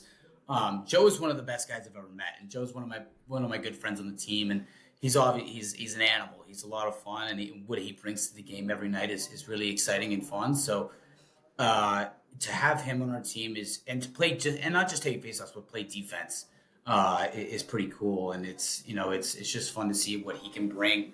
Like he goes to head with Trevor and TD and those guys during the summer too. So he's getting the full works every season he's got. So and he just continues to put great numbers out there, and we're really lucky to have him as a leader. He's one of the longest tenured guys on our team. So what he does for our team is spectacular, and we're really lucky to have him. Are you a pregame music guy? Yeah, I am a pregame music guy. I mean, it's on in the locker room all the time. I'll put the headphones in for a stretch on the floor every now and then. Why do you ask? Well, I'm a big pregame music guy. My go-to song is "Party in the USA." Still, as a coach today, I have to listen to it at some point in the day before a game starts. Do you have a select go-to song, a few go-to songs, something that kind of just screams game day? Yeah, I mean, I do. I don't want to just come out here and say a bunch of Drake songs because I think that's the usual answer, and I think that he's pretty good. But if I had to give you a more particular answer, like our locker room's pretty old school. We have a lot of guys that like to listen to the Tragically Hip up here in Canada. We like to listen to some Kim Mitchell. We're old school. Like we're like 3 Days Grace, like three whatever, Finger 11. Like we're old school. So those kind of get us fired up. It's kind of like listening to old dad music who just went through a divorce. And it's just fun to kind of get that energy going right before the game. Yeah, Creed bumping. Oh yeah. It's the best. It's the best. So you're a Canadian guy, obviously, and bringing up music. Yeah. Are you familiar with our good friends, the Arkells? I am familiar. They're from Hamilton, I believe. Yeah. That's where majority of my family's from, and they played at the Grey Cup not too long ago. They're great, man. I love them. Good friends of the show. They do our intro. Oh, awesome. Well, shout out to them. They're great, man. Yeah, I love them. They got a new song dropping with Portugal the Man coming up in the next couple of days. Beautiful. Can't wait to give it a listen. We always talk about this too, Deej, and I'm curious because this week you guys are playing Halifax, the week that this is coming out. Is it difficult with the time change bumping an hour ahead when you guys go to Halifax? No, not 1 hour. 1 hour is pretty standard. I mean, you're always going in and out of time zones. It doesn't really make too much of a difference. Maybe it was sleep, but other than that, no, it doesn't really make too much difference. When you get to the West Coast, it does. You kind of have to prepare a little bit earlier and a little bit differently. Maybe go to bed a bit later, depending on that. But when it comes to like an hour, no, it's not too bad. So what's harder, the back-to-backs or a West Coast trip? Back-to-backs, not even close. Back-to-backs because your body's crippled. And then there's no amount of medication that you can say legally that can get you there on the next day to play well. So it's really hard, and usually the other team that you're playing, that you're on the back-to-back, the second game, didn't play the night before, so they're coming out guns blazing, and we're walking out with guys wrapped up and sore. So the back-to-backs are crippling, man. They're brutal. I would love to see the win percentage on teams going back-to-back. It can't be very high. So we'll track it this year and keep yeah. We'll put it on you guys to track. Exactly. That'd be a great side project for the season. Yeah, for sure. Growing up and going to Denver, going to Syracuse, and playing at two prestigious collegiate programs. When you get to the NLL, was there ever a thought, once that first game happened, like, holy shit, I'm playing on TSN, I'm playing on ESPN? What is that feeling like for you each week, knowing that the professional league you're in is being broadcast on the worldwide leader in Canada and in the U.S.? I've had a couple holy shit moments. I think my biggest one was when we got to the final. Honestly, I grew up in St. Catharines, and it was one of those. It was one of those things where I was a Bandits fan growing up, and we had some St. Catharines guys, Mark Steinhaus, Billy D. Smith, Matt Vince. He wasn't there, but guys like that were playing, and I was a massive Buffalo Bandits fan. Like, I remember going and cheering, going crazy, and I would go with my dad and my brother, and I was sitting there in the national anthem, and I was looking out at the crowd, and I'm like, holy fuck, like, this is it. And I couldn't sit still. I was bouncing up and down, and I hope when there's a time in everyone's life where they can say, okay, I've lived out a dream or my dream, and I had that moment, and that was pretty cool. You have to kind of flush it somewhere, but I had that, and the funny thing about that moment was that you're sitting there and you're listening to the American anthem, you're listening to the fans, and you can't feel your hands; they're numb, and the last thing you're thinking about is yourself, right? You're thinking about your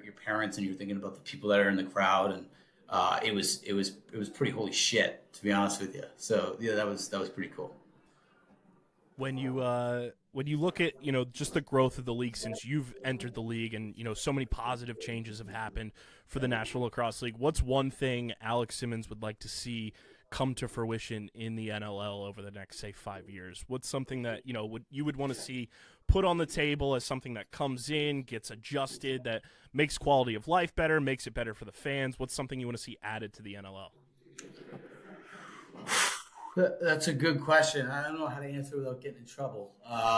It would probably be probably more teams, man.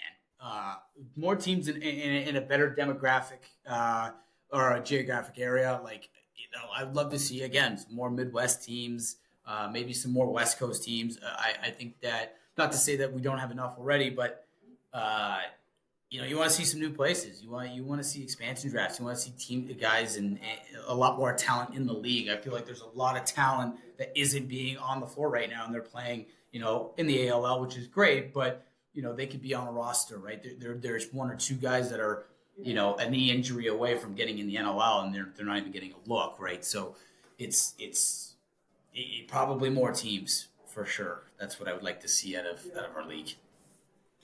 Would love to. Got to make money though, but of course, would love to see that.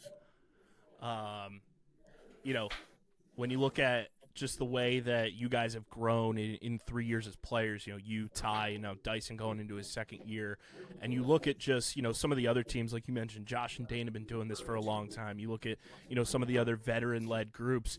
How unique and special of an opportunity do you think it is that you guys are kind of the influx of the faces of the franchise? You guys are who, the Albany FireWolves and now the Oshawa FireWolves are, connected to from the jump, as a relocation, type situation, and being the faces of a franchise and knowing that, like you said, next couple of years we have the opportunity to go and make a run at this thing, knowing that you guys are, who these young kids and the next generation look up to.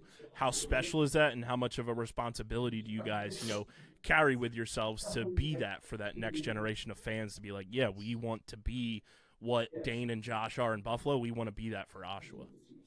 Yeah, it's a great question. I mean, when it comes to responsibility-wise, I don't want to say it's a lot. It's not a lot, but it is something that, like, I think any guy would be lying about if they didn't think about it. I definitely think about it, but that's where I want to be. Like, that's what I want. I want the responsibility. We have a sports psychologist that comes out to us for Oshawa, and he made a great point where it's like the greatest players want pressure. If you try to avoid pressure, it's just going to make you lose. And I think we really took that to heart, and I think I can speak for Ty and Dyson. We want that responsibility, and we want to be those leaders in the locker room where if we need a lead, we're going to be able to get there. And it's pretty cool. It's pretty special. I mean, you grow up as a little kid seeing these star players, right? Like John Tavares and guys like that, that were playing like when we were younger, and you want to be that guy. You don't really think that, well, okay, what's their mindset or what are they dealing with at that moment in time? You just see how cool it is. And to now live it, it's everything you imagined. So it's pretty cool and it's exciting. And, I'm very fortunate to be in the position I am. All right, a little off the wall here, but a lot of people don't put into thought what they eat after a game, especially after a win. But if you were to win a championship, what would be your first meal afterward? Chicken parm as long as your arm, man. I think it would be a massive chicken parm with probably a lot of beer. I can't say that like those thoughts have come into my head. Obviously, there's a million things I'd probably do if I won. But yeah, it would probably be a nice chicken parm dish to fill me up and just make me throw up everywhere. Is that the go-to after a game on a normal, or do you normally go like a sandwich? Not really, man. Like, I don't really eat after those games. Like, the adrenaline is so high that I can barely sleep. Like, you'd be rolling around because you play in front of 10,000 people and it's exhausting, and you work so hard during the game, and then when you eat, it's just like, like this, it just doesn't sit right. So I'm not a big eater. It'd have to be something light. It'd have to be light. So maybe like a Coors Light. Something. Nice and light. Yeah. We got to get this guy a Kenwood.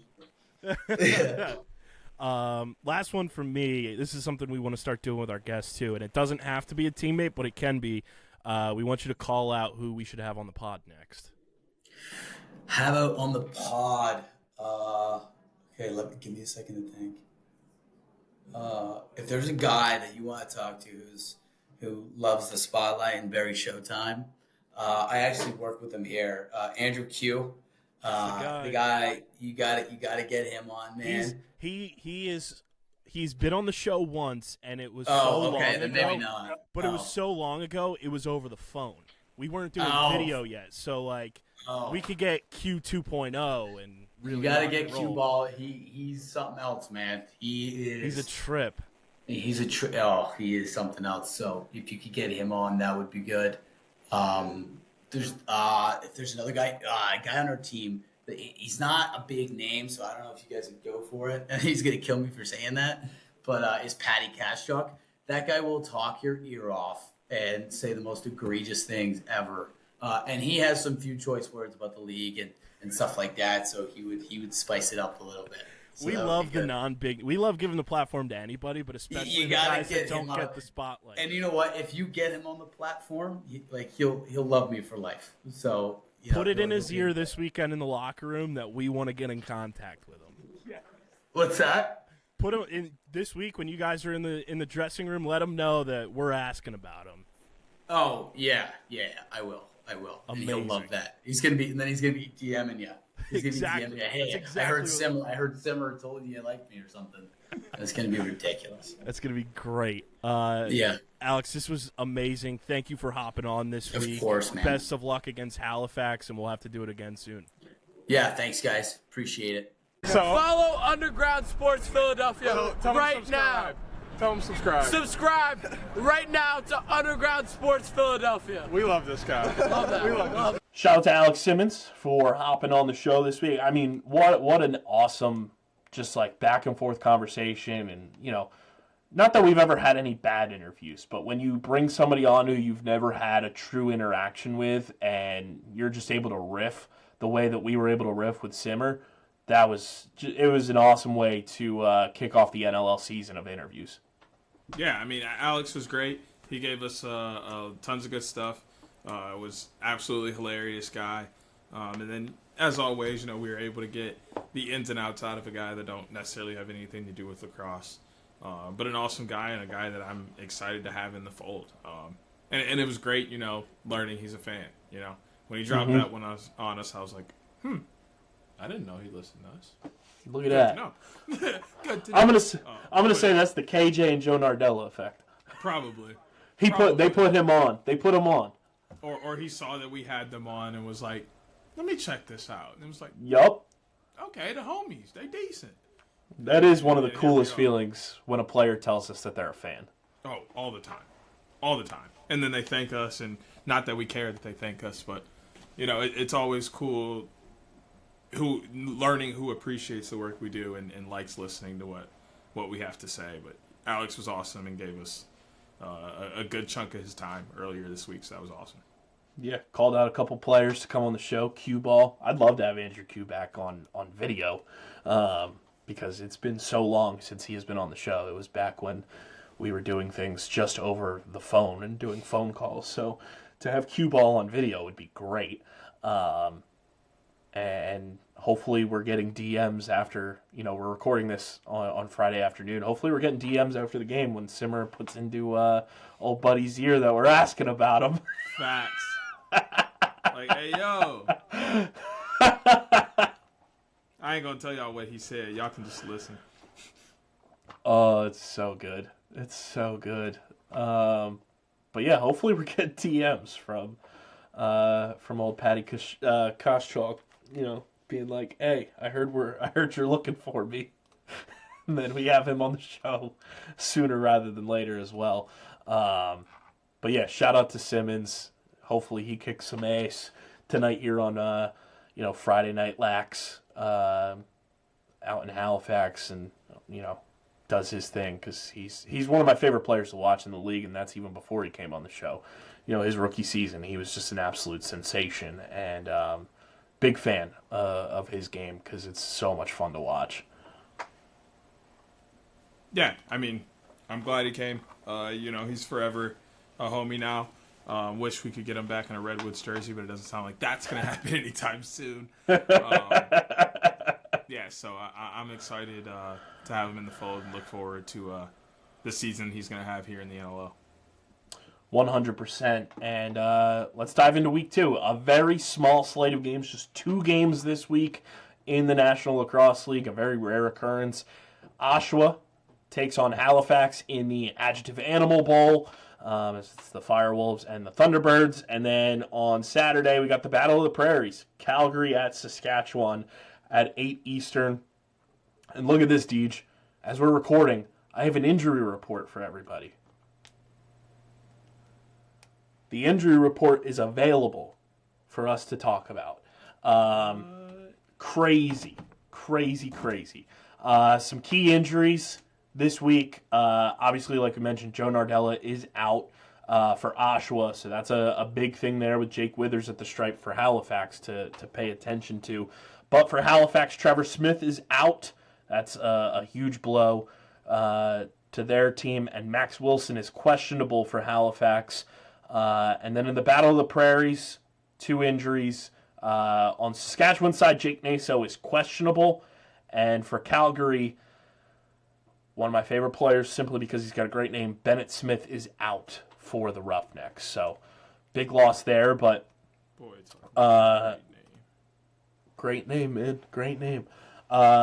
Looking at Oshawa and Halifax, what I'm looking for is just Oshawa to continue building off of what they did against Toronto. They played great defense. Dougie Jamieson was awesome. And just looking for this young offense to continue growing together. You know, seeing Simmons and Ty Kurtz and Dyson really get in a flow, complemented by guys like KJ, being able to, you know, go out and make things happen in the transition game without Joe is going to be fascinating to watch. You know, Colton Watkinson obviously still on this team. He's going to play a big part in this game. Will Johansson, Blake Gibson-McDonald, that transition game, Patty Koschalk, is going to be huge. And then, you know, you want to see complement pieces like Taggart Clark and, you know, Nick Tchaikovsky defensively. Taggart obviously on the offense, but you want to see, you know, the offense really get into a sync and, you know, see contributions from Ethan Walker, you know, on that outside and his ability to kind of just shoot from range and just seeing this defense continue to grow together with Rubish and John Wagner, Jackson Nishimura, and play against a Halifax team that I think, you know, at least for us, there's a lot of questions about going into the season. Yeah, I mean, we've always had we said that since the end of last season that we were unsure about what Halifax was going to be this upcoming season. Then we looked at the offseason moves they made and didn't make, and you know, what their training camp roster looked like than what their game day roster looked like, and we still have tons of questions. We don't know how it's all going to mesh together. We don't know who's going to step up offensively. We don't know what it's going to look like on the defensive end for them. There's just tons of questions up in the air about this Halifax team. And really, our main question is, when are they going to get it done? We've been saying that they're one of the better teams in the NLL the last couple of years. We give them, you know, these advantages because of who they are and where they play and how hard it is to play in the nest. Yet they can't get past the first round of the playoffs. So how good is Halifax really? Is this a do or die year for Halifax? Is it, hey, we need to win a championship or at least compete for an NLL Cup, or we're going to blow this thing up and try a different avenue? Like, the questions continue to roll when it comes to Halifax because we do not know basically anything. Yeah, I mean, like, we know the usual suspects, and obviously they made a big move in free agency, bringing in Brendan Bomberry, friend of the show. But I think Randy Stotts is still, you know, recovering from an injury he suffered during summer box. You want to see Clark Peterson take another step because he is a rising superstar in this league. You want to see contributions from somebody like Cole Kirst. You want to see Dawson Theed continue to produce for them. You know, you want to see Bo Hunter take another step forward. Thomas Hogarth is going to be a huge part of their offense. And then it's the defense, you know, led by Graham Hosick, but outside of that, you know, it's a very not nameless defense, and Trevor Smith being out is a huge blow for them. But, you know, you have Tyson Bell coming back into the fold, and the defense is going to be the interesting part in this game. And seeing what they're going to be able to do in front of Warren Hill, who had an up-and-down season last year, that's going to be where we know they can score, Halifax. It's going to be a matter of, can they stop the scoring? And will they use the advantages that they have in the transition game tonight with Jake Withers and Ryan Terafenko, Colton Armstrong, and being able to move up and down the floor, a little more consistency with some fluidity than Oshawa may be able to just because of some injuries.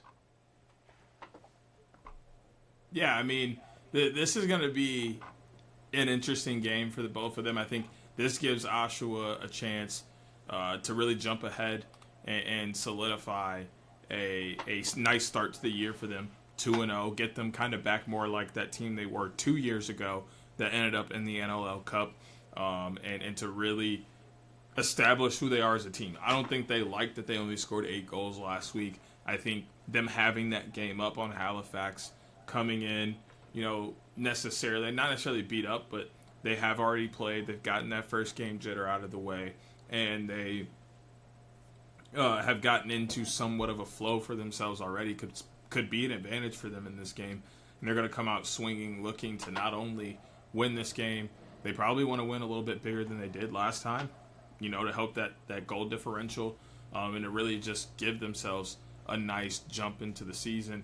And on the opposite end, Halifax is going to be looking to do the same thing, get themselves started off on a win, on their home floor too, which is huge for them, as they'll be playing at the Scotiabank Center in the Nest. And getting a win at home to start your season is always a big morale booster. I feel like that's what Halifax needs to feel like this could be their year. They're going to need to start well. It's just so early, and all the eyes are going to be on them. It's the only game happening on Friday night. So I think they have that going in their advantage as well. This is going to be a very fun game to watch because you have two offenses that are extremely high-powered, two very, very good goalies, and Doug Jamieson and Warren Hill, and then you got the in-betweens and the defense and the transition, which will probably make up the difference in this game and who comes out with the win. 100% agree with you there. And then we move to Saturday, Battle of the Prairies. First look at this, new school Calgary Roughnecks team, which I'm very excited about. There's a lot to, we talked about it last week when we were previewing just the season in general, like just being able to get behind a young team and seeing players that you typically haven't been able to see all that often get their shot is going to be awesome. And I'm pretty openly optimistic about what Calgary is going to be able to do this year. I look at so many people who are talking about a lot of the teams that people are predicting will be at the bottom of the table, whether it's Philly, whether it's Calgary, whether it's, some of the other teams. And I'm just like, do we not see some of the talent that is on these rosters still? Like, Calgary still has Tanner Cook. They still have Eli Salama. They still have Matt Sykes on that defensive end. They still have Harrison Matsuoka in transition. Matthew Gauthier. Obviously, not having Bennett Smith tonight is going to be tough, but you still have Liam LeClaire on that back end. Justin Inacio took a huge step forward last year in his game at the stripe. Kyle Pepper coming in as a rookie on that defensive end. Jackie Follows, our boy, on the defensive end. Justin Morgan on the defensive end. Braden Maia, Hayden Dixon, Tyler Pace still on this roster. So there's still a lot to be optimistic about. And Deej, this is the first time I'm seeing them. Have you seen the new jerseys for Calgary? No. Please go to their team website on the roster and look at these uniforms because holy upgrade, Batman. Hold on. Holy upgrade. This is the first look. We're getting a reaction.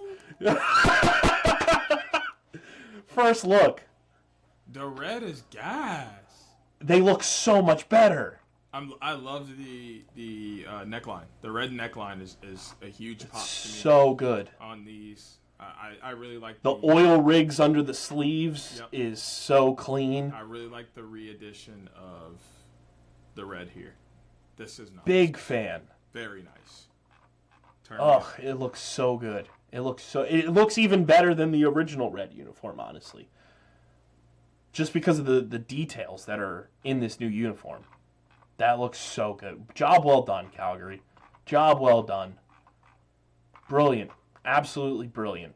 But there's still a lot of players to be excited about on this Calgary team. And, when you go into a rivalry game, especially one like the Battle of the Prairies, you got to throw a lot of things into the wind because a lot of things can happen. And if Jake Naso is unable to go tonight, that's a huge boost for Calgary in the transition game because we know J.I. is able to, go to work at the stripe and get possessions for guys like Eli Salama and go and get that offense going and get them possessions to go and score goals.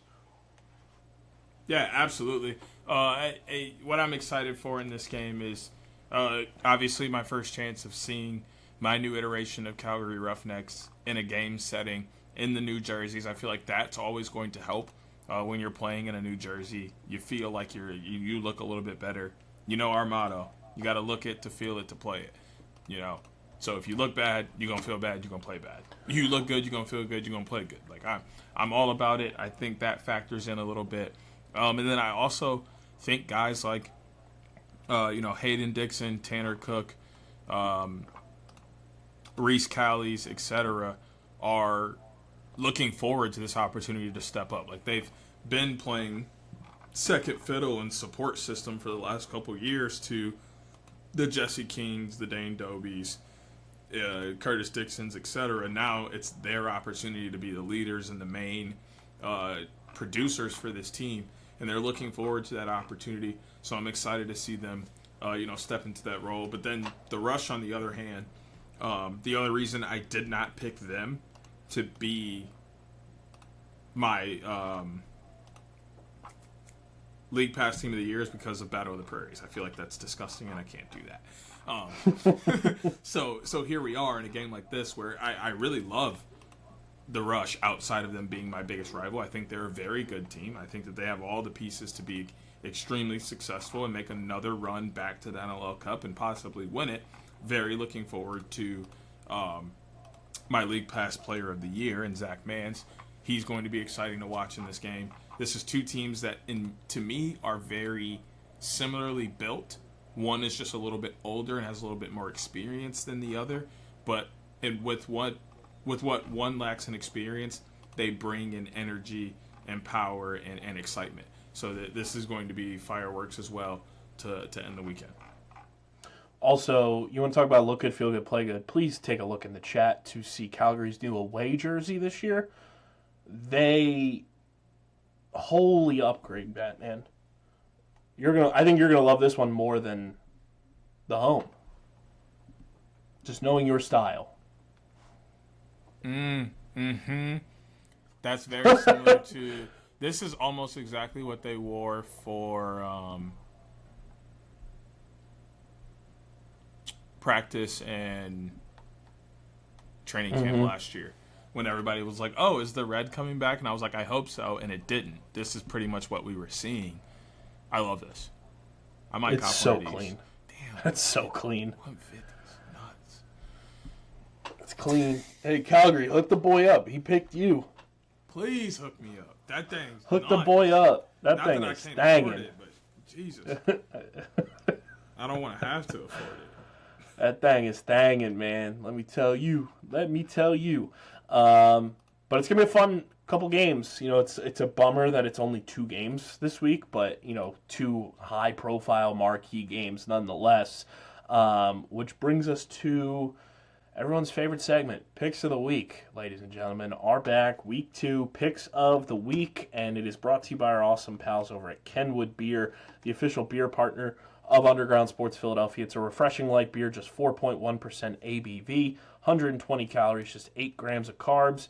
You guys can go to kenwoodbeer.com, use the Kenny Finder to see who's got Kenwood Beer on tap in the Philadelphia, Pittsburgh, Maryland, New Jersey, and Delaware areas. You can also find Kenwood Beer at your local liquor stores in those markets. Again, that's kenwoodbeer.com. Must be 21 or older to do so. And as always, guys, please drink responsibly. Deej, let's feed some ducks, shall we? Let's feed them.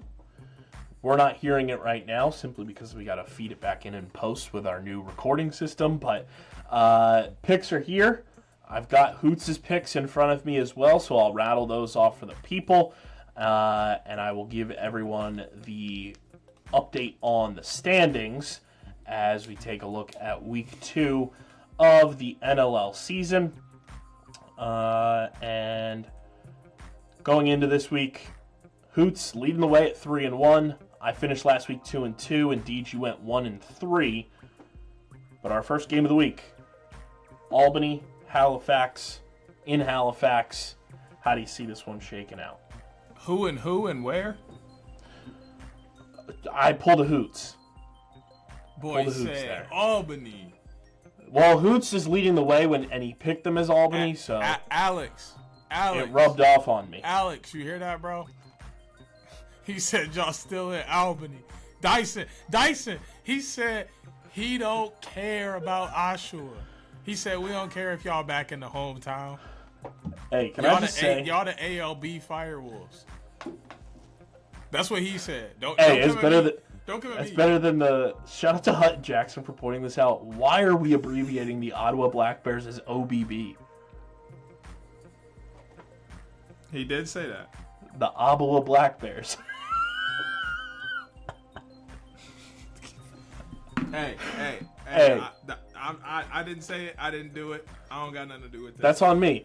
Hoots rubbed off on me. I am picking the Oshawa FireWolves to win this week. Hoots rubbed off on me there. Hoots is also going with the Oshawa FireWolves this week, unlike last week when he said he was going with Albany. I am also going with the Oshawa FireWolves. One, we've seen them play a game. Two, it's Halifax's first game with a lot of expectation. Three, we can't not pick them when we had one of the faces of the franchise on the show this week. Come on, guys. Oshawa's getting that dub. So, yeah, we're all going with Oshawa. And then Deej Battle of the Prairies. Hoots is going with Saskatchewan as the home team. I am going with Saskatchewan as well, but it's simply because I want to see Calgary play a game first. And when you look at the roster for Saskatchewan, they are essentially running it back from their finals run last year. A couple of changes here and there, but they are running it back with a bunch of the core pieces. And I loved watching them last year, and they are still going to be a wildly competitive team all season long. And we said it for 2 weeks leading into the season. Like, it's not going to shock us if Saskatchewan is able to go on another finals run this year because they have the talent, they have the coaching to do it, and they're only getting better. They add Levi Furch into the mix this year. I really like what Saskatchewan's going to be able to do this year, and that's why I'm picking them to win their first game here in week 2. I don't even think I got to say nothing. Y'all know where I'm going. Roughnecks till the world blow. Zach Mann's gonna do his thing. It is what it is. But I'm a Next fan. I'm gonna just and I'm gonna let y'all know. When Hoots asked for our picks this week for the graphic, and I said Next, he was like, "Is homie really finna go with the Next?" I told him, "Yeah, I'm a real fan." He talking about, well, you know, he saw my reverse psychology work last week and still gonna do it. Yes, because I'm a real fan. As delusional as you want to call it, I'm a real fan. Because you know what? Even on my work podcast that I do here, last week I had picks. It was rivalry week. So you know what game was on the docket. The game was on my selection of games that I picked from. And I still picked Michigan knowing we were walking into an L. Because that is the type of fan that I am. I am real. Roughnecks by half a point if it was possible. give me a 1 point Roughnecks win. By half a point is hysterical. Might even go to overtime. Hey, I will say, I was looking at the game lines before we started recording. Like, I don't hate Calgary at +1.5. Like, that's not terrible. No. It's just going to come down to goaltending, but I think when you have an advantage potentially at the stripe, that's a huge boost for Calgary, but I just want to see them play first. That's my biggest thing. Having not seen them play an actual game yet with a young team like this, I want to see it, but I'm overly optimistic about what they're going to be able to accomplish this year. But when you have a team that made an NLL finals run last year, sent it to game 3, and was so close to winning a championship, I got to go with that team for my picks. So looking at the picks, we all have Oshawa. Hoots and I have Saskatchewan, and Deej is going with his Roughnecks. And those are your Week 2 NLL Picks of the Week, brought to you by Kenwood Beer. That is all we've got for you guys on this one.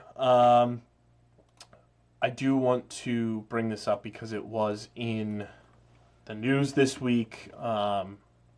Unfortunate loss in the college lacrosse world this week as former Albany coach, now former Siena coach, Liam Gleason passed away this week. Just an unfortunate loss, and you just see how important he was for so many people that he was around during their collegiate careers. You see players, coaches, media members just singing his praise. It's just an unfortunate loss. Absolute bummer, but I do think it's really cool. Griffin Haas tweeted, who is the sports director at WTEN up in Albany. He said that he spoke to University of Albany. They and Siena had already signed a home-and-home contract for the next 2 years, and Liam Gleason's going to be honored in some fashion at the game this season. So really cool gesture there, obviously, for somebody who meant so much to both programs, but want to send our best to the Gleason family in such a tough time, losing somebody so important. Yeah, absolutely. It always hurts when the lacrosse community loses someone, sticks out in all of those great initiatives, always, bonding us back together. This is a loss on many different levels, as, he's done his part in due diligence in helping the game grow in multiple areas and being a positive light to so many people. So obviously, the thoughts and prayers out to his family, loved ones, and those that are most affected. And then the lacrosse community, continue to bond together and reach out and show that love and support, share those positive stories. I think that's another cool thing about lacrosse is there seems to be an endless number of positive stories that comes out when situations like these go down. And I think that really helps the family and the loved ones of that specific person to be able to grieve and, have something positive and exciting to remember them and lean back on when they're in those tough times. So this is another opportunity for us to continue to come together. And, great job. Kudos on those two schools as well to, give some honor to his name as well. 100%. That is all we got for you guys on this one. Make sure you're following us on the socials at OTB LaxPod across the board. Subscribe to the pod, Apple, Spotify, wherever you get your podcasts in audio form. We'll do Spotify Wrap next week. Just a lot on the show, and we want to get the episode out because we had to record a little bit later in the week just because of our schedules. So we'll do Spotify Wrapped next week's episode. And then subscribe to the Underground Sports Philadelphia and OTB YouTube channels, youtube.com/@UndergroundSportsPhiladelphia. Leave a like on the video, drop a comment in the comment section, click that bell icon so you know whenever new videos go live. And 23 more of you, math is hard, people. 23 more of you subscribe to the OTB channel, and the OTB College Show gets going in 2026. But this has been episode number 404. Big shout out to Alex Simmons for hopping on the show this week. Hopefully we can work in some more guests in the next couple of weeks too, because it's always fun chopping it up with the guys, reaching out to some people to hopefully have on for next week. We told you the guests were coming. We told you they were coming. But shout out to Alex Simmons for hopping on the show. This has been episode number 404 of the award-nominated, honorably mentioned, number 9 NCAA ranked, number 11 Philadelphia ranked, and of course viewable on YouTube. Outside the Box podcast, the official lacrosse podcast on the Underground Sports Philadelphia Podcast Network. For Deej, KB, enjoy the 2 games this weekend. We'll see you right back here recapping it all, and hopefully with a guest next week as well. But until then, we're getting the heck up out of here, and we are signing off. Peace. Peace.